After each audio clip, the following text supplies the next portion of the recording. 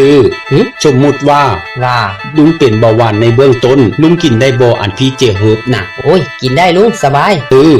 สมมุติว่าลุงเฒ่าจะเล่แก่ชราสายตากะฟ้าฟางย่างกะลงหน้าลงหลังกินข้าวกะบ่แซ่บนอนกะบ่หลับตับกะอ่อนเพลียไตกะอักเสบหัวใจกะสั่นๆชั่วๆกะต้นกะตูกะปวดกะคัดเป็นทั้งหวัดเป็นทั้งไอบางเทื่อกะเป็นไข้ปวดหัวตัวกะฮ้อนและโอ้ยพอลุงเจ้าสิเป็นหยังกะดะกะโดดแท้โอ้ยกะยังว่าสมมุติเดจะตื้อเนาะกะจังว่าเรื่องจริงสมมุติว่า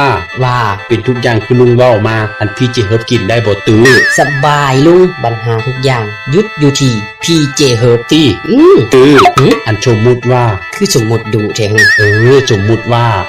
อันติดนี้เอาไปกินก่อนก็ได้บ่พี่เจเฮิบน่ะโอ้ยลุงได้บ่เป็นหยังติดนี่บ่แม่นบ่ได้ลุงเมื่อกี้นี้คือเว้าได้สะตื้อโอ้ยนั่นมันเป็นเรื่องสมมุติลุงคันเป็นอีหลีเจ้าต้องจ่ายสดงดเสือเบื่อถามเข้าใจบ่บ่เข้าใจแล้ว